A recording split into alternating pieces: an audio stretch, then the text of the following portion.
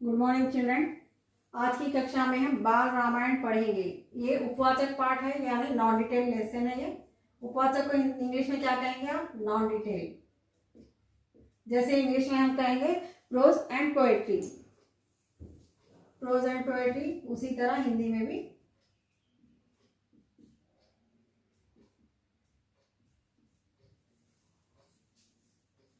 तो बाल रामायण यानी रामायण, राम का और लक्ष्मण का जो बचपन था उस समय का बाल यानी बचपने के बारे में हम यहाँ पर पढ़ेंगे।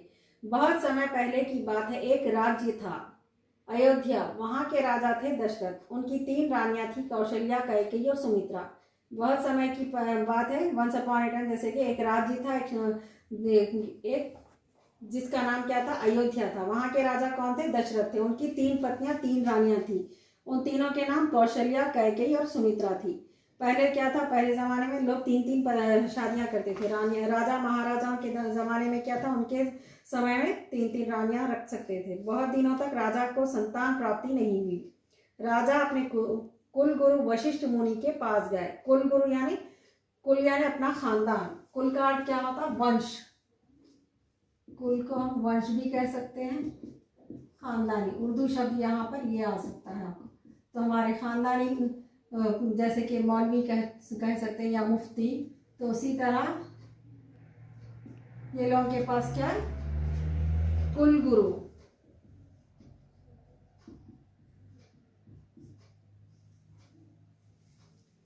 तो वहां पर गए, कुल गुरु वशिष्ठ मुनि के पास गए थे। मुनि ने पुत्र कामेष्टि यज्ञ करवाने का सुझाव दिया। पुत्र कामेष्टि यज्ञ यानी पूजा पाठ करवाने के लिए, पुत्र की प्राप्ति के लिए ये यज्ञ कीजिए, ये भगवान से प्रार्थना कीजिए, आपको पुत्र होगा, आपको संतान की प्राप्ति होगी। संतान का अर्थ क्या है यहाँ पर?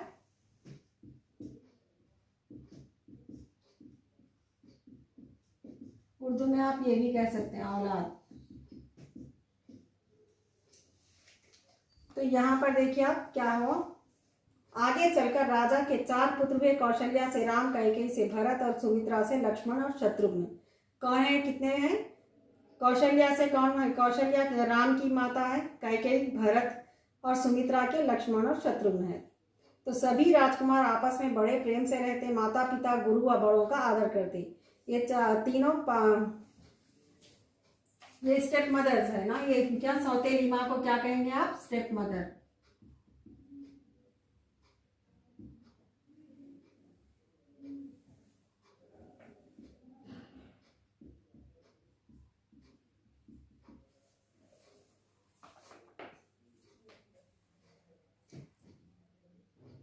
तो ये सब मिलजुल कर रहते थे, कोई अलग नहीं समझते थे एक दूसरे को। ये सबकी आज्ञा का पालन करते थे और बड़ों का, गुरुओं, माता पिता, गुरु व बड़ों का सबका आदर करते थे, सम्मान करते थे, यानी रेस्पेक्ट देते थे। उनकी सेवा करते। चारों बालक गुरु वशिष्ठ के आश्रम में शिक्षा पाने लगे। चारों बालक कहाँ पर शिक्षा पाने लगे, यानी कहाँ पर अपना एजुकेशन प्राप्त किया, कहाँ पर उनकी विद्या को प्राप्त करने के लिए गए? गुरु वशिष्ठ के आश्रम में। पहले क्या था, हमारे जैसे स्कूल या पाठशाला या ऐसी चीज़ें नहीं थे। आश्रम में उनकी विद्या होती थी। घर बार सब छोड़कर वहाँ रहते थे वो लोग। यहाँ उन्हें शास्त्र एवं शस्त्र दोनों की शिक्षा दी जाती। शास्त्र और शस्त्र में क्या डिफरेंस है? युद्ध, शास्त्र और शस्त्र। शास्त्र,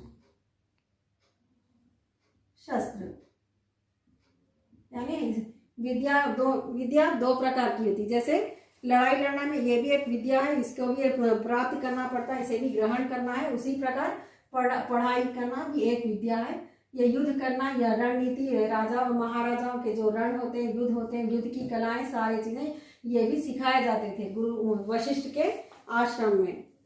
कैसे राज किया जाता है, कैसे राजनीति होती है, कैसे राजनीति यानी पॉलिटिक्स कैसी सिखाई जाती है, ये सारी चीजें बताई जाती थी। लेकिन राम कुछ अधिक थे। उनकी ख्याति बाल्यकाल में ही दूर दूर तक फैल गई। ख्याति का अर्थ क्या है यहाँ पर? ख्याति यानी प्रसिद्धि।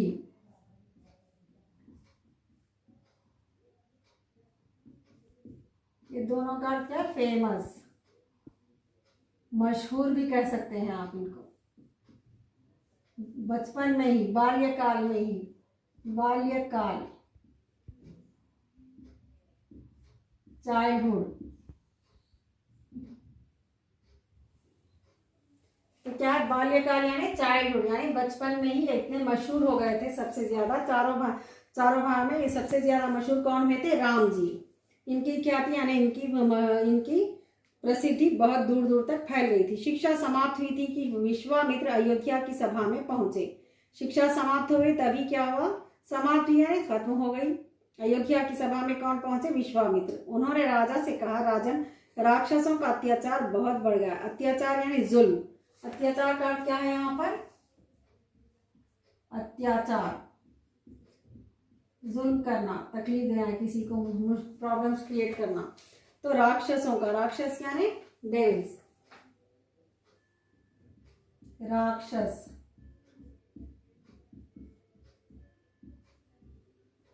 तो ये लोगों का जुल्म बहुत बढ़ गया था। इन्हें मारने के लिए लूटपाट करते हैं, उत्पात मचाते हैं, लोगों को तकलीफ पहुंचाते हैं, आम लोगों को सताते हैं, उनकी हत्या करते हैं, यानी उनका मर्डर करते हैं। हत्या करना यानी मर्डर करना। हत्या का अर्थ क्या है यहाँ पर? मर्डर करना।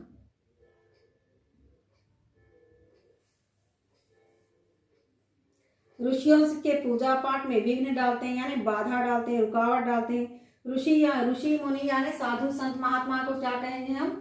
सेज भी कह सकते हैं। आप इंग्लिश में क्या कहते हैं? ऋषि, साधु,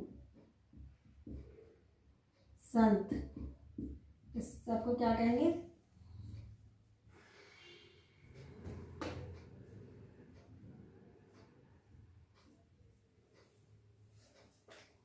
तो इन सबको, इनकी सबकी पूजा में भी विघ्न डालते थे वो। कौन?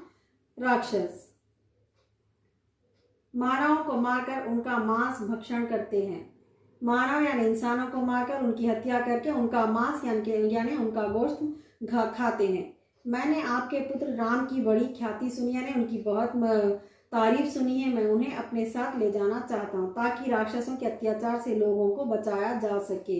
ये किसने कहा? विश्वामित्र ने कहा।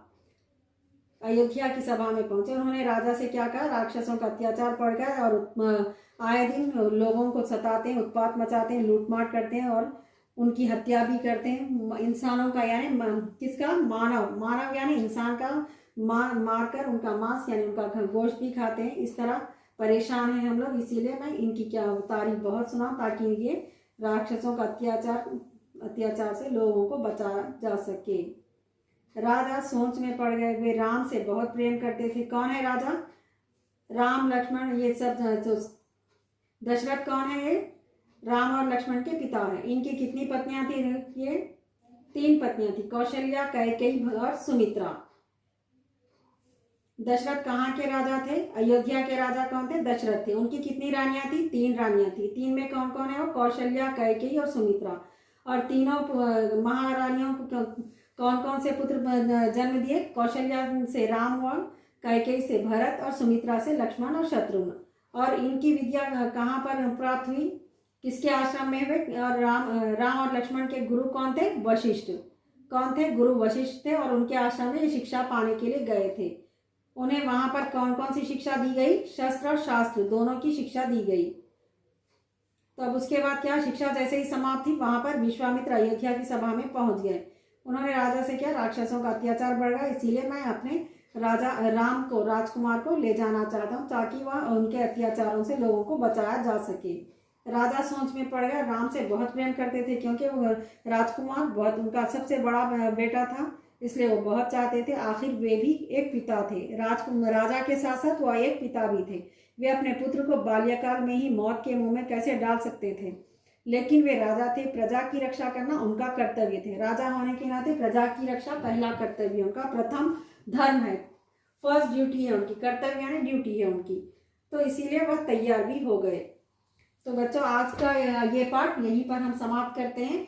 और ये आज की कक्षा में जो दिए गए हैं ये हार्ड वर्ड्स, आप लोग इसका एक बार लिखित कार्य भी कीजिए और इसका मौखिक भी कीजिए। ये पार्ट का होमवर्क में क्या है? इसका रीडिंग कीजिए और 1 टाइम ये हार्ड वर्ड्स को प्रैक्टिस कीजिए। आप इसके अर्थ जानने के लिए आपको 1 टाइम ये करना जरूरी है। तो आज की कक्षा यहीं समाप्त होती है। धन्यवाद।